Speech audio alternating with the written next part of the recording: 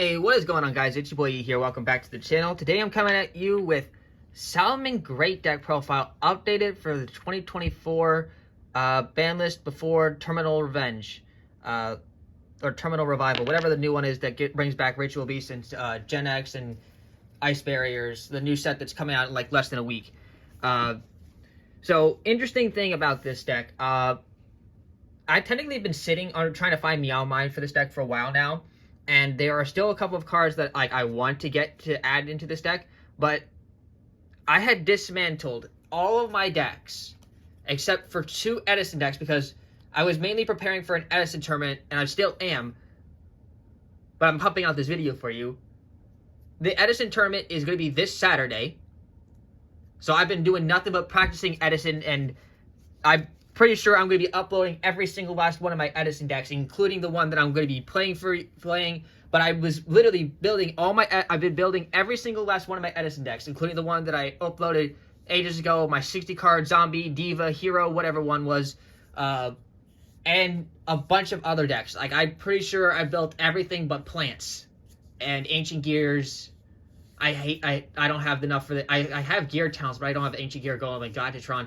The point is, I'll get to whatever Edison decks I have built, literally uploaded and profiled for you, because I've been literally play testing against them, seeing which cards I want to use, and everything else. I know I've been using EdisonFormat.com, but that's, again, I'll explain all of that in like a video later on. What I've got for you here today, because my locals, while I was there last night trying to sell some old stuff and get some Edison cards, needed an extra player to host the tournament today. So I had a bunch of decks. I just had to put together one quickly. So I had one of my friends named Thomas Sparling, shout out to him because he did this as well, decided, okay, then I'll pick a random, then I'll just go. I told him to pick a few hand traps and a side deck. Make a hand trap, get me like 12 hand traps and a side deck built, and I'll start sleeving up the first engine that I see that's pretty built. So it was literally Salamangreats because I grabbed a random biter and I saw salads and was like, you know what? I wanted to play this for a while, so I just put salads together. And so he knew. I told him that, okay, I'm going with salads.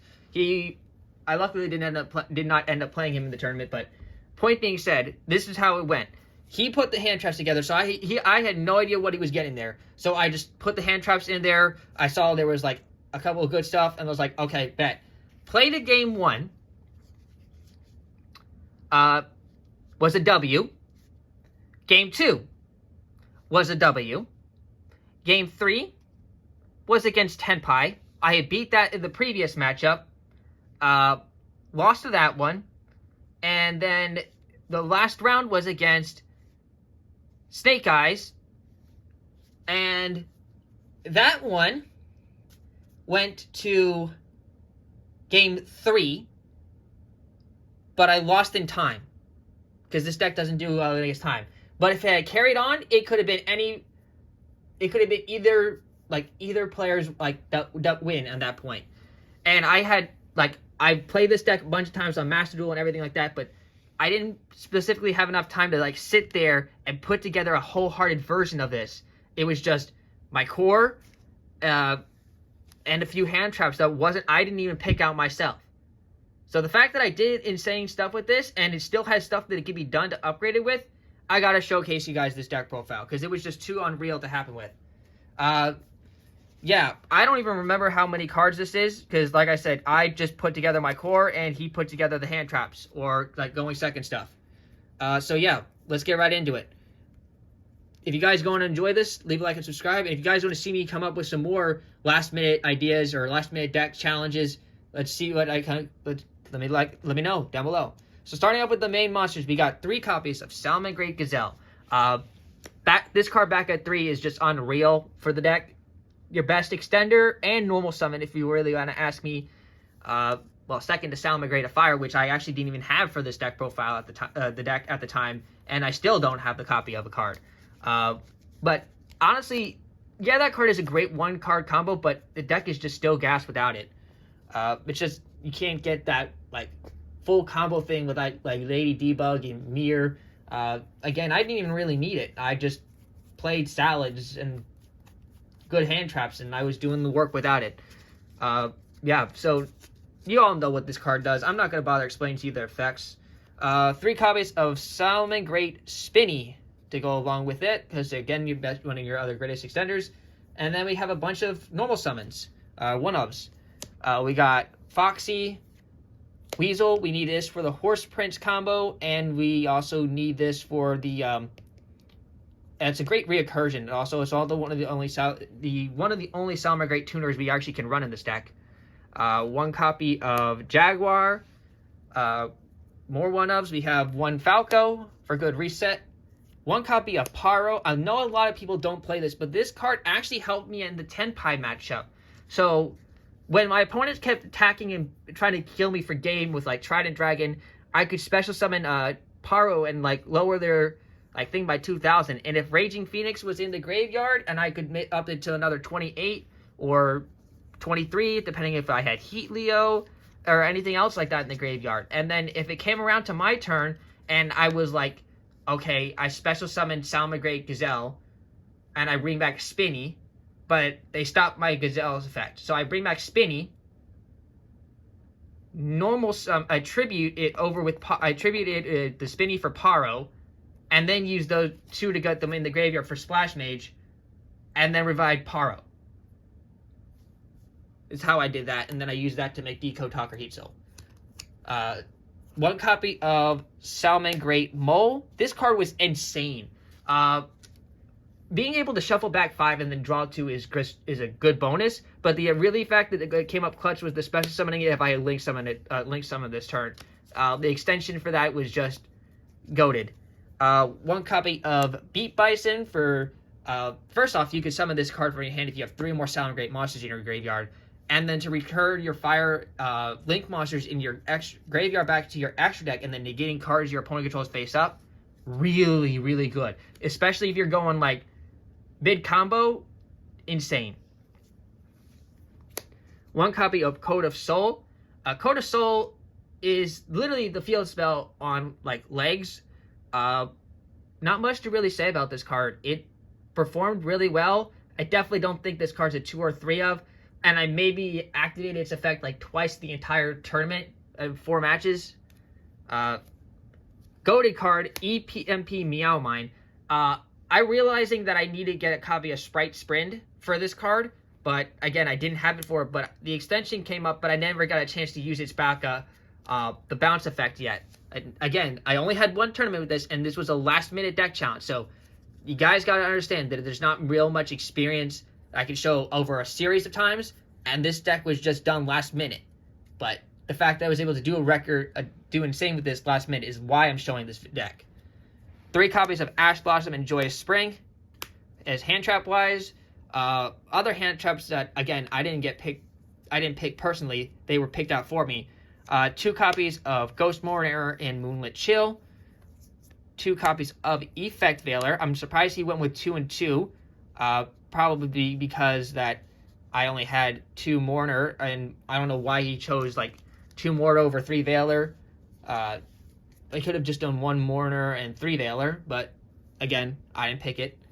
2 copies of Drone Lockbird and 1 copy of Nibiru the Primal Being was what I ended up getting for the monster versions of hand traps, and the other ones were 3 copies of Infinite Impermanence. That was for the hand traps. I'm just going to set these to the side here, and I'm going to get to the rest of the stuff real quick. Just can't keep going with that.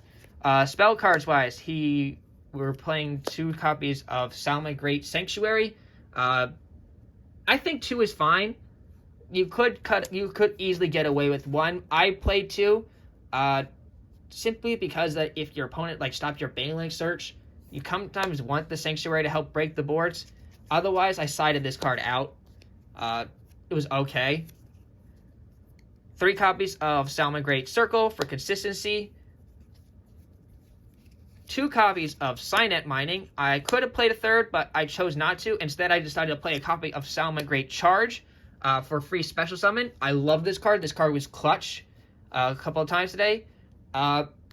Mining is a really bad card to get hit by Ash or Droll and Lockbird with. That's why I didn't want to play 3, but it's still consistency, so I played it at 2.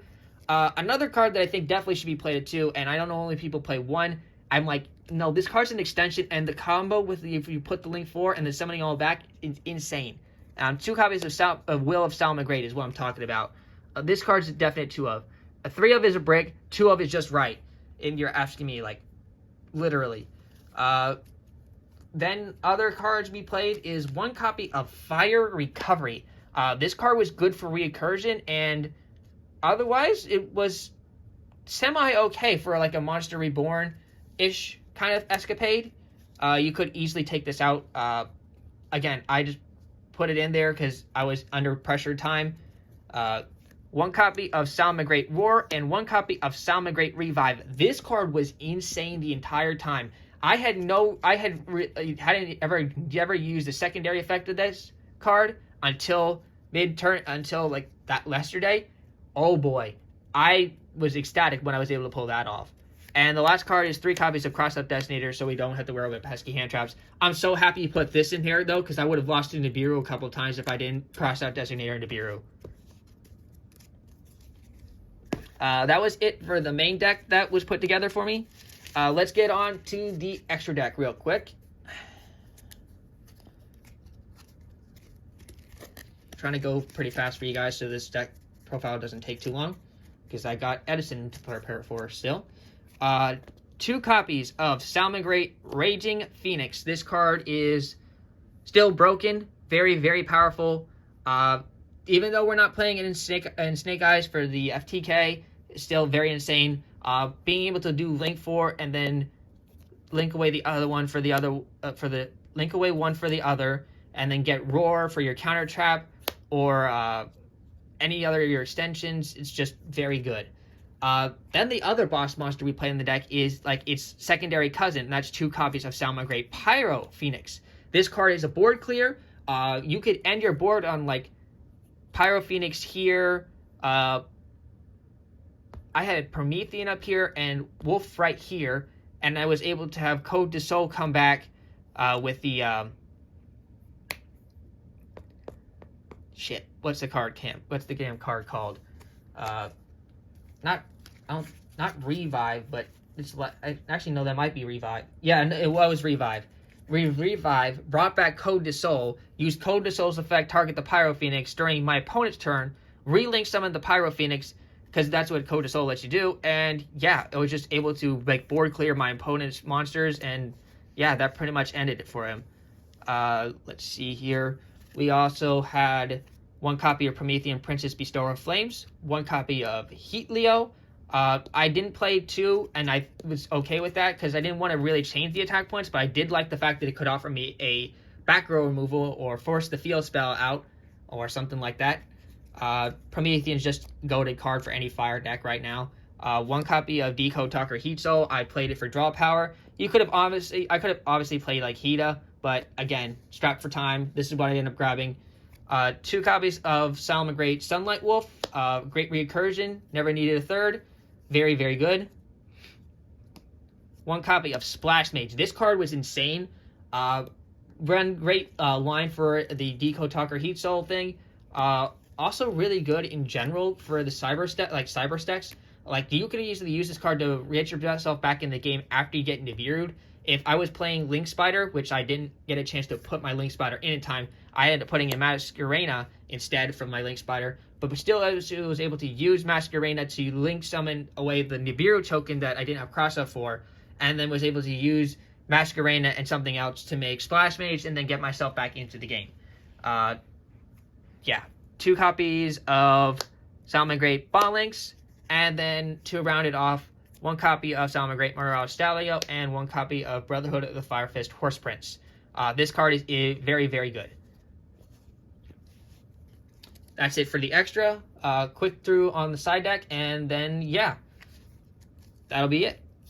2 copies of Nibiru for our starting at first side, just because we had 1 in the main, 2 on the side. I'm happy that he kind of did it like this, because what Nibiru in the main deck right now, I don't think is great, but it's very good if your opponents aren't expecting it and can definitely come up clutch on the side. He decided to put the Effect Veiler in the side along with the 3rd copy of Droll. He also put Called by the Grave in the side. which is nice because I guess if I was really struggling for hand traps, like this side deck was pretty solid. And then he said he only had 14 cards, but I decided to take this one card out that I found when I was looking for Edison stuff, which I was completely impressed when I found this looking for Edison stuff because this card is insane right now. And that's one copy of Dragon Capture Jar.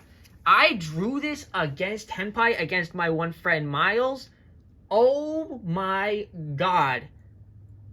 I was elated when I did this.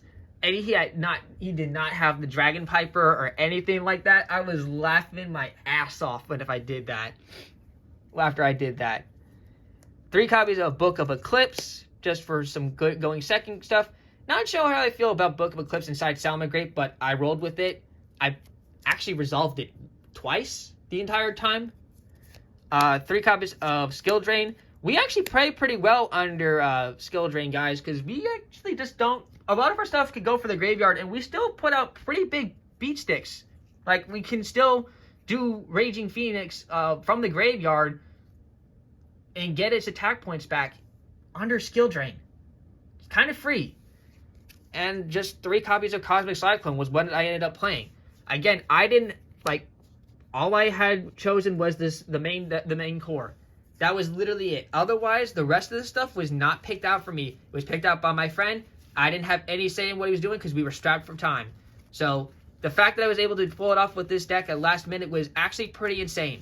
So show some love down below, guys. Let me know if you guys have ever had to build a deck and play in a tournament, did really well with, in less than 30 minutes. Like nothing built, no plan, set strategy, build a deck in under 30 minutes right before a tournament and play and top with it. I'll catch you guys on the next time. I got Anderson to prepare for. This is your boy signing out. Peace.